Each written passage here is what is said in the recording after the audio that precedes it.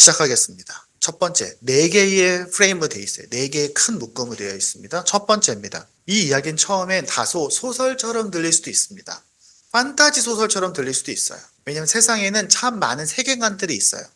하지만 우리가 지금부터 이 질문을 진지하게 고민해 본다면 분명히 좋은 결론에 이를 수 있을 거라고 저는 생각합니다. 혹시 하늘을 본 적 있습니까? 혹시 우주 그림을 본 적 있습니까? 혹시 지나가면서 아름다운 풍경을 본 적 있습니까? 무슨 생각이 드세요? 여러분, 지구본을 본 적 있습니까? 저는 항상 궁금해요. 와, 너무너무 신기하다. 여러분, 신기하지 않아요? 이 빛이 우리를 비추고 있는 것도 너무 신기하지 않아요? 사람이 어떻게 저런 걸 만들었지? 어떻게 전기를 만들었지? 이 전기도 어디서 왔나요? 발전소에서 왔어요. 발전소의 전기가 어디서 왔어요? 원자력 발전소라면 이 우주를 가득 채우고 있는 원자 하나하나에서 온 에너지를 뽑아다가 원자력 발전소를 만든 거예요.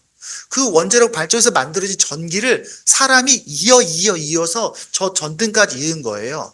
저 전등에 특별한 것을 설치해서 이 공간에 비춰서 우리가 모두 얼굴을 볼 수 있어요. 더 고급진 기술로 빔 프로젝터를 만들었고요. 더 고급진 기술로 노트북을 만들었어요. 더 고급진 최고의 기술은 여러분이 갖고 있는 휴대폰 안에 있습니다. 너무 신기하지 않아요? 근데 이거보다 훨씬 더 신기한 건 우주예요. 그러므로 우리는 질문해야 돼요. 뭐지? 우주가 왜 이렇게 생겼지? 여러분, 이 모든 게 다 우연인가요? 세상 모든 것엔 시작이 있을 거 아니에요. 그쵸? 우리 우연의 시작은 어딘가요? 따라가면은 아주 작은 세포 하나에서 시작했겠죠. 모든 사람에게 시작이 있습니다. 모든 것은 처음에 시작이 있어요. 여러분이 오늘 맛있는 점심을 먹는다면 이 점심의 모든 재료들은 어디서 왔나요? 다 각각의 재료들이 왔을 거예요. 농산물 혹은 화학 비료물이라도 공장에서 왔겠죠. 어디선가 왔습니다. 세상 모든 것에는 시작이 있어요. 그렇다면 이 세상의 시작은 어디일까요? 이 세상의 시작. 과학에서 뭐라고 말하면 그걸 빅뱅이라고 말합니다. 들어봤어요? 빅뱅? 그게 가장 합리적인 대답이에요. 과학적인 대답이에요. 한 점에서 시작됐다. 그리고 한 점에서 아주 오랫동안 아주 천천히 변해서 지금 이 지구가 된 거야 라고 말합니다. 그럴 수밖에 없어요, 사실은요. 왜냐하면 과학은 하나님을 빼고 설명을 하려면 그 방법밖에 없어요. 네. 그리고 그것이 가장 합리적인 대답이에요. 근데 그게 대답이 됩니까, 여러분? 저는 여전히 궁금해요. 빅뱅을 아무리 연구해도 빅뱅 이전을 설명할 수는 없어요. 왜? 빅뱅 이전에는요, 시간도 없고 공간도 없으니까. 그러면 빅뱅은 왜 생겼어요? 우리는 그 전에 여기까지 변화한 그 과정은 누가 이끌었죠? 어떻게 한 점이 뻥 터졌는데 지금 이게 됐을까요? 지금 이 모습이 됐을까요? 지금의 승연이가 있을까요? 우연인가요? 어쩌다 보니까 조선 왕조도 로마도 러시아도 우리는 궁금해해야 돼요. 왜? 한 번 있는 인생인데 이런 거 좀 궁금해해 봐야 되지 않겠어요? 어떻게 됐길래 세상이 이렇게 바뀌었지? 어떻게 생명이 이렇게 변화했지? 모든 진화를 다 수용한다 하더라도 과학자들이 책에서 말하는 그 모든 우주의 변화 8억 년이라는 이 지구의 크기, 그리고 45억 년이라는 지구의 모든 진화 역사를 전부 다 수용한다 하더라도 어떻게 여기까지 왔을까요? 과학은 신적인 신을 빼고 설명해야 되니까 우연히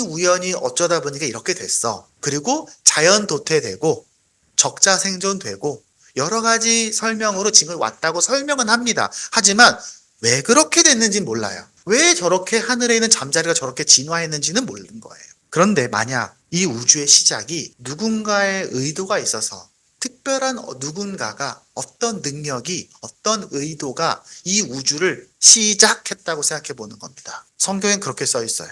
누군가가 그 시작점에서 오랜 시간 동안 이 우주가 조성되게 하고 그 우주 조성 속에 태양을 중심으로 한 태양계가 조성되게 하고 이 태양계에서 태양 안에 있는 여러 행성 중에서 하나의 행성이 골디락스 존이라고 그래요. 가장 적절한 기울기로 가장 적절한 속도로 자전하고 공전해서 이 안에서 가장 생명이 새어나기에 가장 적절한 온도와 습도와 자기장이 형성되도록 지구를 하나의 행성을 만들고 이 안에 생명이 시작이 되어서 그 생명이 오랜 시간이 거쳐서 지성을 가지고 말을 하고 건물을 세우고 휴대폰을 만들 수 있을 때까지 누군가 이끌었다고 생각해 봅시다. 그리고 그 존재가 우리에게 뭔가 하고 싶은 말이 있다고 생각해 봅시다. 그리고 그 얘기가 성경에서 이렇게 시작합니다. 태초에 하나님이 천지를 창조하셨다.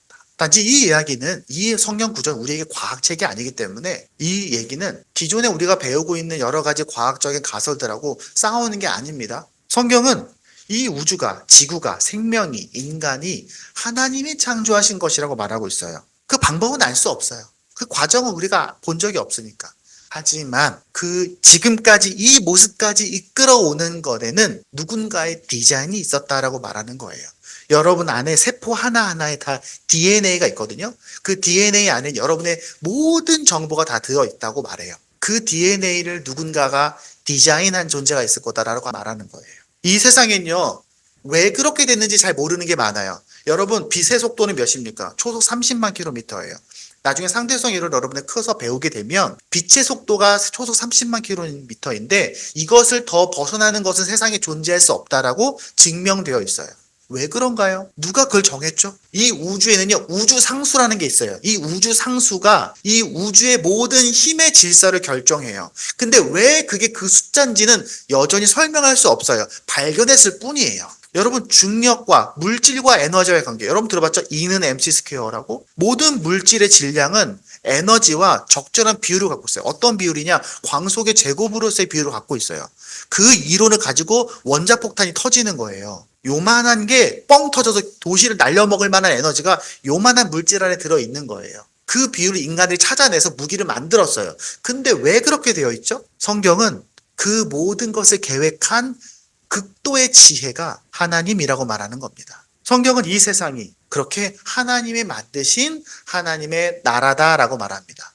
여러분, 성경책을 하나의 단어로 표현한다면 당연히 예수님입니다. 하지만 그 예수님이라는 분을 표현하기 위한 하나의 큰 그릇을 말하자면 하나님의 나라예요. 그러니까 지금부터 제가 하는 이야기는 하나님의 나라에 대한 이야기입니다. 여러분, 하나님의 나라 하면 무슨 생각이 듭니까? 여러분, 천국이랑 같은 말이에요?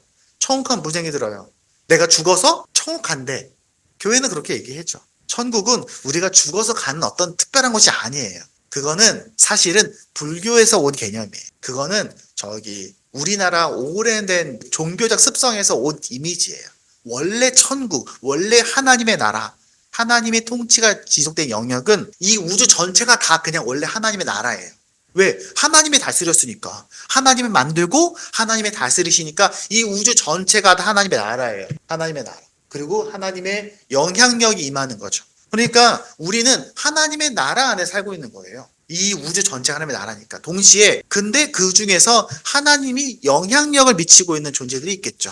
그게 바로 하나님의 통치가 임하고 있는 거예요. 그래서 우리는 처음부터 하나님의 나라 안에 살게 만들어졌어요. 성경에서 뭐라고 말합니까? 제가 읽어보겠습니다. 하나님이 당신의 형상대로 사람을 창조하셨으니 곧 하나님의 형상대로 사람을 창조하셨다. 하나님이 그들을 남자와 여자로 창조하셨다. 하나님이 그들에게 복을 베푸셨다. 하나님이 그들에게 말씀하시기를 생육하고, 생육은 점점 자라나라는 거예요. 번성하고, 번성은 점점 많아져라. 땅에 충만해라. 이 세상에 많이 살아라. 땅을 정복해라. 이 세상을 다 알아가라. 그래서 바다의 고기와 공중의 새와 땅 위에 살아있는 모든 생물들을 너희가 잘 다스려 라고 말씀하셨습니다. 하나님은 이 세상을 다 만드셨는데 사람을 만드시고요. 이 사람을 아주 특별하게 만드셨어요. 너무너무 특별하게 만드셨어요. 얼마나 특별하게 만드셨냐면 이 인간은 하나님과 함께 세상을 다스리는 존재로 만드신 거예요.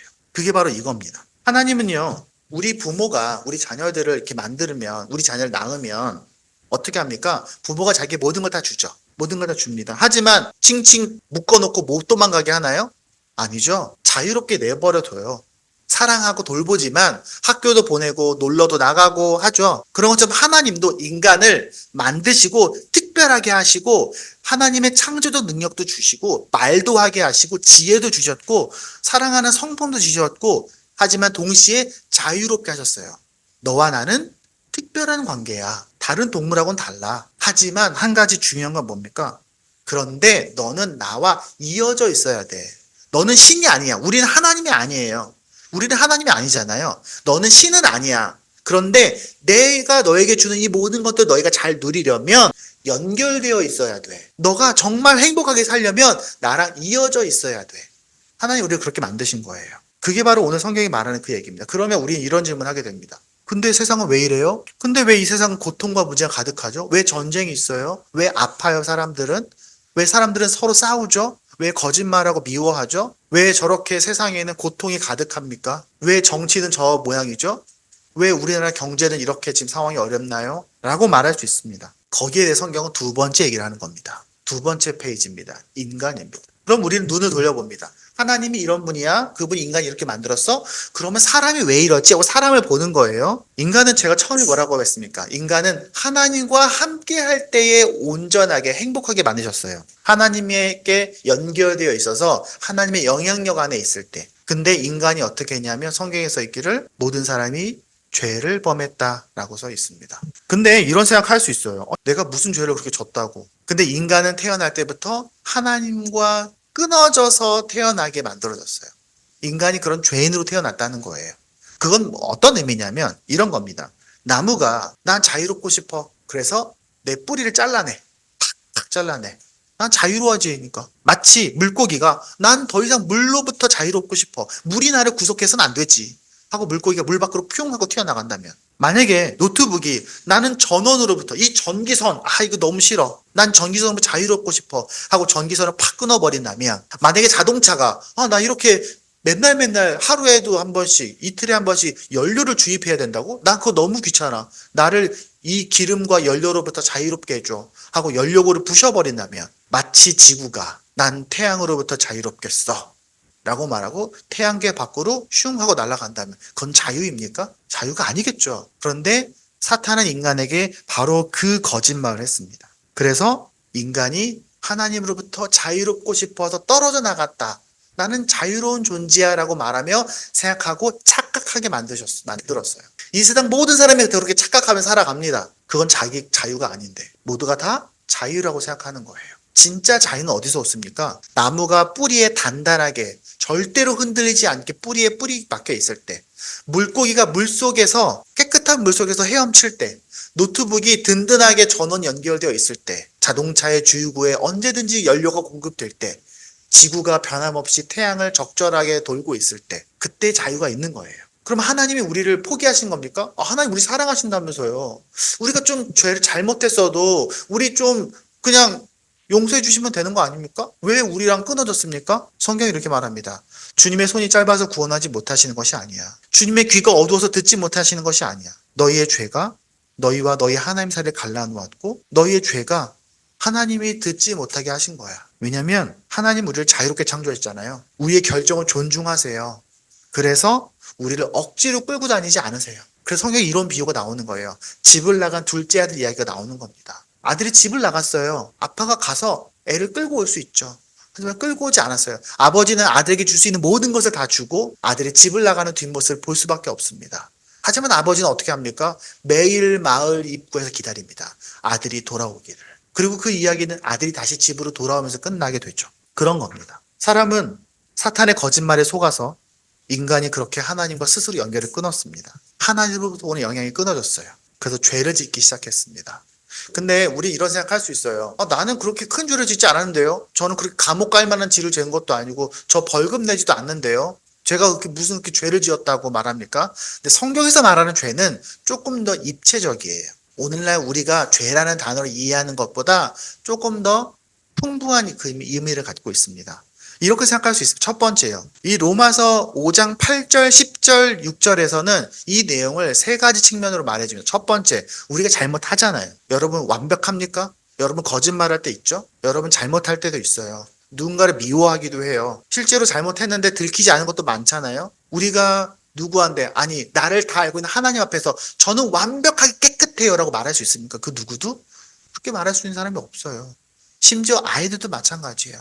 우리는 태어나면서부터 엄마 아빠를 힘들게 하면서 태어나요. 매일 밤 엄마가 밤새 나를 위해서 챙겨주고 엉엉 울면서 나를 봐달라고 하는 그 아이의 그 모습 때부터 우리는 누군가에게 고통을 주며 살게 됩니다. 그리고 하나님은 완벽하게 선하시기 때문에 죄가 있는 사람과 함께 할 수 없어요. 두 번째, 우리는 아까 얘기했던 것처럼 하나님이 끊어졌어요. 그래서 끊어졌기 때문에 우리는 하나님과 다시 이어질 수가 없어요. 죄인이란 말은 그 말입니다. 또한 동시에 우리는 완전하지 않아요.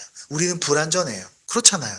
여러분이 완전한 사람이 아니잖아요. 모두가 다 다른 만큼 불완전한 거예요. 그래서 죄는 단지 우리가 법적인 처벌을 받는 나쁜 행동만을 말하는 것이 아니라 선하지 않은 악한 생각, 말과 행동들이 여전히 우리 안에 있고 우리가 죽을 때까지 그것으로부터 자유로울 수 없고 여전히 하나님과는 상관없이 세상을 살고 있고 또 이 불안한 세상 속에서 두려움과 불안함 가운데 살고 있는 우리의 인생 전체가 바로 이 죄라는 테두리 안에 있는 겁니다. 그래서 이 죄가 그냥 개인에게 끝납니까? 아니요. 계속 쌓입니다. 개인의 죄가 사회의 죄도 되고요. 그것도 계속 쌓여요. 또 인간은 어떻습니까? 돈과 명예와 권력 계속 추구하게 됩니다. 더 많이 가지고 싶어요. 왜? 두려우니까. 그리고 또 하나님 없이 이 모든 것들을 하려고 합니다. 그래서 결국에는 헛된 삶으로 나아가는 겁니다. 그래서 인간은 이 세상에서 하나님 없이 살다가 하나님 없이 죽는 거예요. 다른 말로 하면 하나님의 나라 안에 살도록 원래 만들어졌는데 하나님의 나라로부터 벗어나 살다가 하나님 나라 없이 죽는 거예요. 그래서 성경은 이렇게 말합니다. 그분의 영원하신 능력과 신성은 그 사람이 그 지으신 만물을 보고서 깨닫게 되어 있습니다. 뭐냐면 여러분 우주를 보면 아까 뭐라 그랬어요? 지구를 보면 뭐가 있을 텐데 뭔가 저기 안에 뭐가 있는데 그래서 사람들이 종교가 있는 거예요. 사람들은 하나님을 알면서도 생각이 허망해져서 어두워져서 하나님을 인지하는 능력이 줄어들어서 그들의 지각 없는 마음이 어두워졌습니다. 그래서 성경은 이렇게 말합니다. 근데 그래도 인간은 영적인 동물이야. 그러니까 하나님을 갈망하게 되어 있어. 종교성이 있잖아. 근데 그래도 하나님을 만날 수는 없어. 그래서 사람들은 어떻게 삽니까? 하나님 형성이 남아있어요. 그래서 이렇게 생각하는 겁니다. 그리고 우리 사랑해보려고 하잖아요. 살면서. 결혼도 하고 아이들을 사랑해주고 하잖아요. 왜? 우리 안에 하나님의 흔적이 남아있는 거예요. 하나님은 사랑이시니까 처음에 나를 만드셨을 때 내 안에 남아있는 그 하나님의 흔적이 남아서 사랑해보려고 애쓰는 거예요. 잘 안 돼. 노력은 열심히 해. 또 여러분 우리가 왜 이 법치 국가에 살고 있습니까? 왜 우리는 옳고 그름을 따집니까? 무엇이 바르고 무엇이 잘못됐다고 말합니까? 그건 누가 가르쳤죠? 그게 바로 우리 안에 있는 하나님의 흔적이에요. 사람은요 정의롭게 뭔가 바르게 그것이 옳다라고 말합니다. 아무도 가르쳐주지 않았어요. 근데 인간은 그렇게 생각하면서 살아요. 조금씩 다르지만. 그리고 사람들은요 계속해서 진리를 찾고 싶어 합니다. 왜 우리는 우주를 갈 수 없는데 우주 멀리 있는 우주 천체들을 연구합니까? 진리를 궁금해하기 때문에 그런 거예요. 인간은. 왜 사람은 기독교 외에도 수많은 종교가 이 땅에 있습니까? 뭔가 영적인 뭔가가 세상에 있을 거라고 마음속 깊은 곳에서 목말라하기 때문에 그런 거예요. 그러니까 우리나라에 불교도 있고요. 무당들이 구슬하는 걸 보면서 마음을 빼앗기는 겁니다. 왜? 우리 안에 하나님에 대한 뭔가 감각이 있기 때문에. 그래서 인간은 그냥 그렇게 살다가 죽게 되어 있습니다. 그렇다면 이렇게 생각할 수 있어요. 그러면 어떡하지? 그러면 이 세상에 희망이 없는 건가? 그냥 그렇게 살다 가는 건가? 그럼 어떤 결론을 내게 됩니까? 그래. 그러면 방법이 없네. 이 세상 속에서 즐기다가 돈 많이 벌고 맛있는 거 먹고 재미있는 거 하면서 신나게 놀다가 후회함 없이 죽어야겠다. 그리고 혹시 괜찮다면 내가 사랑하는 내 자식들에게 엄청 많이 좋은 돈, 좋은 환경을 줘서 우리 자녀들도 떵떵거리면 잘 살게 해줘야겠다. 그게 인생의 거의 목표가 됩니다. 대부분은. 물론 전부 다 그렇게 사는 건 아니지만 사람들은 그 안에서 고뇌하면서. 그런데 그때 우리 세 번째 이야기를 만나게 됩니다. 예수님입니다. 이 세상이 전부가 이렇게 변하고 흐려지고 흔들리고 망가져도 변하지 않는 것이 하나가 있어요. 영원히 변하지 않는 거. 그건 뭐냐면 하나님이 우리를 사랑하셨다는 거예요. 인간을 사랑하셨다는 거예요. 이 세상은 사랑 가운데 지으셨다는 거예요. 그래서 하나님은 인간을 향한 사랑을 포기할 수 없었습니다. 성경에 엄청 많이 써 있어요. 하나님은 사랑이시다. 여기만 써 있는 게 아니에요. 성경 전체가 우리에게 하고 있는 가장 중요한 메시지 중 하나는 하나님은 계속해서 우리를 사랑하신다. 그때도 사랑하셨고 지금도 사랑하고 계시고 앞으로도 그 사랑은 끝나지 않아. 그게 바로 성경이 하는 얘기입니다. 그래서 하나님은 처음부터 사랑에서 역사를 시작하셨기 때문에 이 사랑을 포기할 수 없었어요. 근데 동시에 중요한 건 뭐냐면 하나님은 정의로운 분이에요. 모든 세상에 옳고 그름은 하나님으로부터 왔어요. 여러분 만약에 제가 누군가를 죽이고 나서 이렇게 얘기하는 거죠. 미안해요. 내가 일부러 그런 건 아니에요. 그럼 용서해 줍니까? 판사가? 아니죠. 어떤 식으로든 그거에 대해 처벌을 받게 되어 있어요. 죄에 대해서는 처벌을 받는 게 정의로운 거고 그게 옳은 거예요. 만약에 그걸 받지 않는다면 사람들이 뭐라고 말할까요? 저건 옳지 않아 라고 말하겠죠. 그 생각은 어디서 왔냐면 하나님으로부터 왔다는 거예요. 그러니까 하나님은 우리를 사랑하시지만 우리 스스로 하나님을 끊어낸 것에 대해서, 우리의 죄에 대해서는 하나님의 정의가 여전히 부딪히는 겁니다. 그래서 하나님의 사랑은 사람을 살리고 싶지만 하나님의 정의는 인간을 버려야 되는 겁니다. 그냥 두어둬야 되는 거예요. 끊어진 상태로, 적어도. 하지만 그것을 하나님이 그냥 내버려 두지 않으셨어요. 그래서 어떻게 하셨습니까? 그는 하나님의 모습을 지니셨으나 하나님과 동등함을 당연하게 여기지 않으시고 오히려 자기를 비워서 종의 모습을 취하시고 사람같이 되었습니다. 예수님이 하나님이시지만 사람이 됐다는 거예요. 그는 사람의 모양으로 나타나서 자기를 낮추시고 곧 죽기까지 순종하셨으니 곧 십자가에서 죽기까지 하셨습니다. 하나님이 인간을 포기하지 않으셨는데 이 문제를 해결해야 됐어요. 그럼 이걸 해결하기 위해서 뭘 해야 되냐? 자, 먼저 이 얘기를 인간이 해결할 수 있습니까? 이 문제를 해결할 수 없어요. 인간이 해결할 수 없으면 누가 해결해야 됩니까? 하나님이 해결해야 돼요. 하나님이 해결해야 되는데 하나님은 사랑과 정의가 동시에 있는 분이에요. 그러면 결국에 누가 자신을 희생해야겠습니까? 하나님이 스스로 희생하시기로 마음먹은 거예요. 그래서 하나님이자 동시에 인간이, 그리고 하나님이어서 영향을 줄 수 있는 유일한 존재, 이 역사상 유일한 존재, 그게 바로 예수님인 겁니다. 그는 이 세상이 이미 하나님을 끊어졌고 각자 개개인의 죄가 있고 모두가 죄인인데 인간은 인간을 도와줄 수 없겠죠.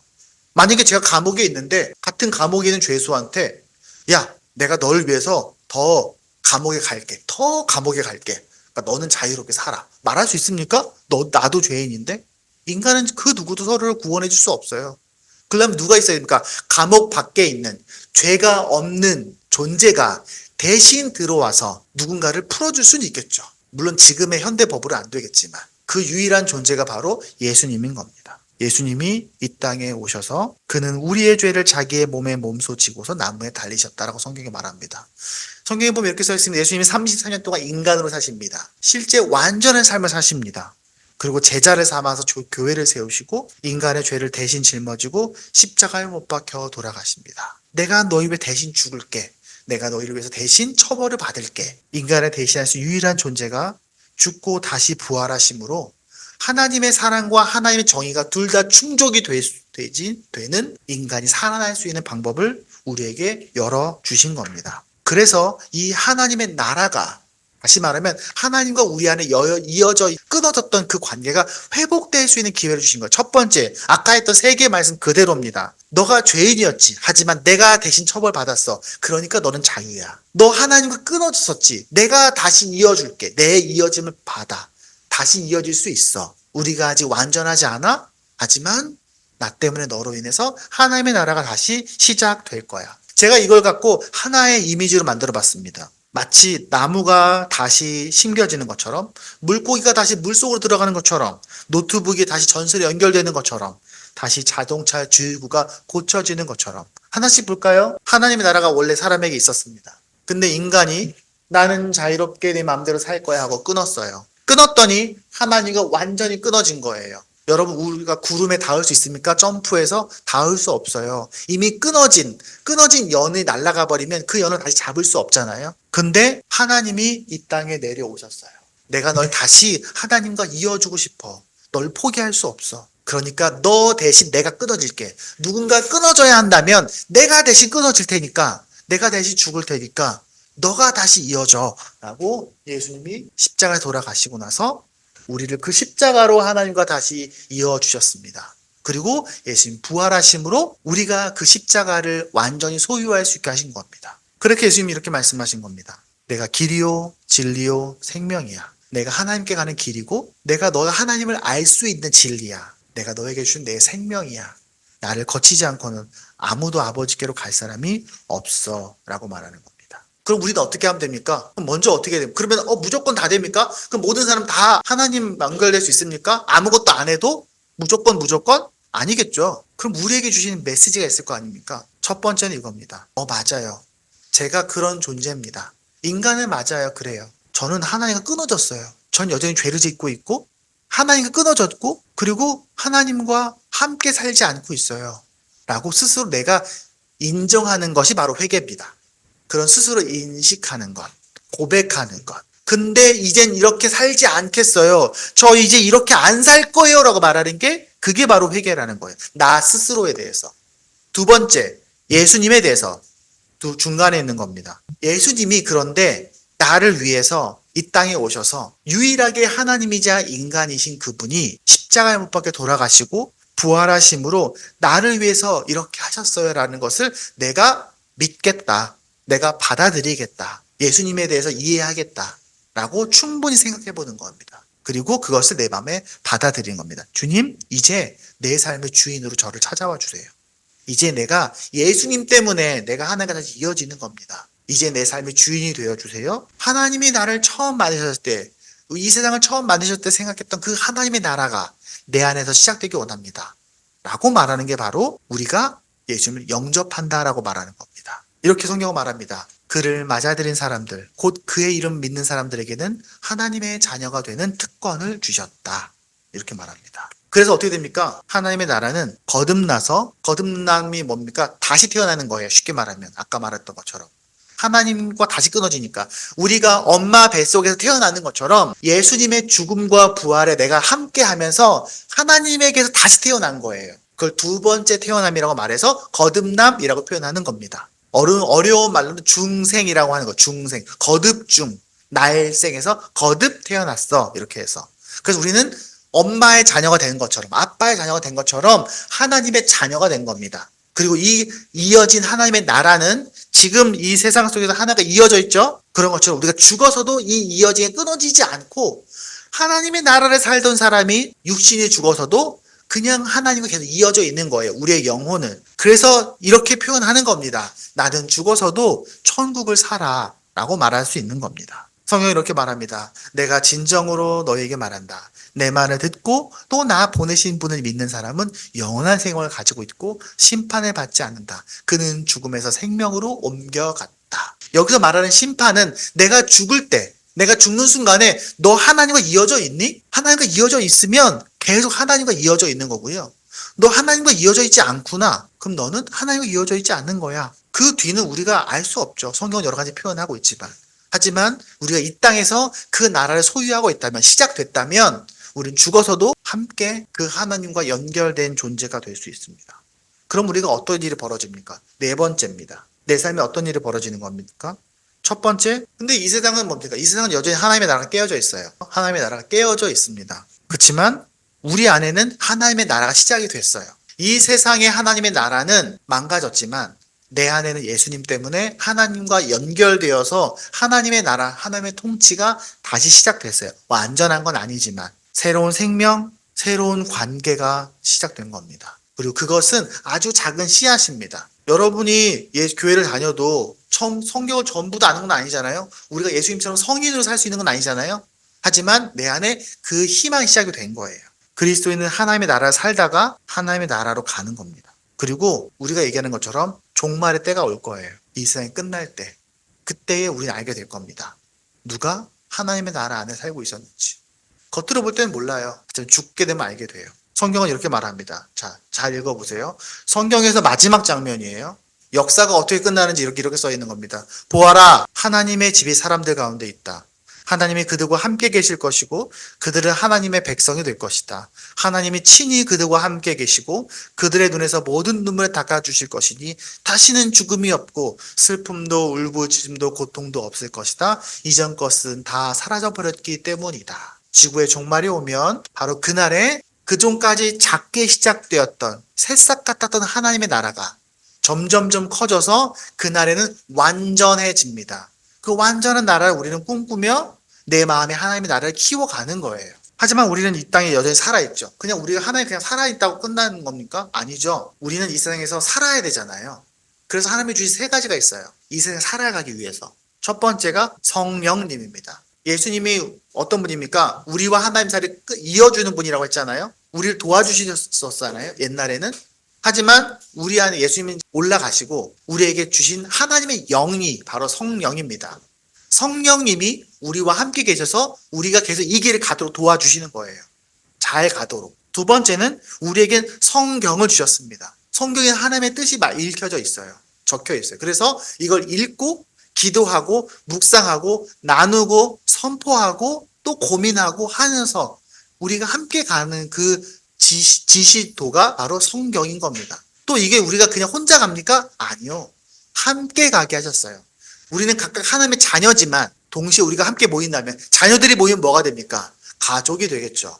우리는 하나님의 가족으로서 교회 공동체가 하나님이 우리에게 주신 거예요. 이 세 가지가 우리가 이 세상을 믿음의 여정을 계속 갈 수 있도록 도와주는 겁니다. 그리고 또 하나 중요한 건 뭐냐면 우리는 그렇지만 동시에 하나님의 나라 안에서 가정과 교회가 우리에게 주신 공동체예요. 그래서 우리는 이 인간의 피로 묶여있는 가정과 예수의 피로 묶인 가족이라는 하나님의 가족 교회로서 이 세상에서 함께 살아가게 되는 겁니다. 이 두 공동체는 하나님이 희망을 주신 공동체예요. 그러니까 우리 이 두 개의 공동체를 절대로 포기하면 안 됩니다. 이게 다 끝은 아니겠죠. 예수님이 이렇게 올라가시오니 하늘로 올라가시니 이렇게 말씀하셨어요. 그러므로 너희는 가서 모든 민족을 제자를 삼아라. 제자를 삼는다는 건 이런 말인데 아버지와 아들과 성령의 이름으로 침례를 주고 내가 너에게 명령한 모든 것을 가르쳐 지키게 해라. 내가 너희와 항상 함께 있을 거야. 왜냐하면 우리가 이 땅에 사는 것이 그냥 행복하게 살다가 죽는 게 끝이 아니기 때문에 그래요. 우리는 어떻게 살아야 됩니까? 첫 번째는요. 이 얘기를 누군가에게 해줘야 돼요. 여러분 친구에게 해줄 수 있어요. 여러분의 친구들도 마음속 깊은 곳에 내가 만나는 사람들도 마음속 깊은 곳에 이 이야기에 대한 갈망이 있어요. 그 갈망을 발견하는 자에게 우리 이야기를 해줄 수 있어야 돼요. 또한 동시에 우리는 살면서 이 세상이 망가진 하나님의 나라지만 다시 하나님의 나라가 회복되도록 노력해야 돼요. 이 세상에 사랑이 넘치고 더 정의롭고 더 평화롭고 더 평등하고 더 긍정적 기쁨이 가득할 수 있도록 이 세상 속에서 하나님의 마음을 전하는 영향력을 주어야 돼요. 여러분의 가정 안에서, 여러분 직장 안에서, 학교에서, 친구들 사이에서 열심히 하나님의 마음으로 살아가야 되는 거예요. 그러면 우리를 통해서 이 세상이 조금씩 고쳐지게 될 겁니다. 근데 하나님은 이걸 일부러 억지로 하는 분은 아니에요. 그래서 성경에 이렇게 써 있습니다. 마지막 말씀이에요. 보아라, 내가 문 밖에 서서 눈을 두드리고 있다. 누구든지 내 음성을 듣고 문을 열면 나는 그에게로 들어가서 그와 함께 먹고 그와 함께 먹을 것이다. 같이 우리와 함께 하신다는 거예요. 어떨 때? 우리가 허락할 때, 우리가 마음을 열 때, 억지로 하지 않으신다는 거예요. 그래서 우리가 이 사실을 믿게 되면 우리는 매일 이 고백을 하는 겁니다. 함께 읽어보겠습니다. 주 예수님, 나를 사랑해 주시니 감사합니다. 나는 주님이 필요합니다. 나를 위해 십자가에 주신 것을 감사합니다. 나의 죄와 불순종을 용서해 주십시오. 오늘 이 시간 나는 당신을 나의 왕이요 구원자로 다시 받아들입니다. 나를 성령으로 채워주시고 변화시켜 주십시오. 지금 나의 삶을 당신께 드립니다. 나의 삶을 인도해 주십시오. 나의 기도를 들어주셔서 감사합니다. 예수님 이름으로 기도했습니다. 이 기도를 한 번만 하는 것이 아니라 살면서 항상 하는 겁니다. 그게 바로 그리스도의 삶입니다. 이 이야기 위에 우리가 예배하고 말씀 읽고 기도하고 찬양하면서 우리의 믿음이 점점 자라가는 겁니다. 그래서 큰 나무가 되어서 이 세상에 의미 있는 존재로 성장하는 것이 바로 우리의 꿈입니다. 우리 어른들이 다 죽고 우리 아이들만 남았어도 우리 아이들이 이 꿈을 가지고 계속 살아가고 또 우리 아이들이 그 다음 세대에도 이 이야기를 전달해 줄 수 있는 것이 바로 저의 꿈입니다. 우리도 그 꿈이 항상 우리 안에 있기를 바랍니다. 기도하겠습니다.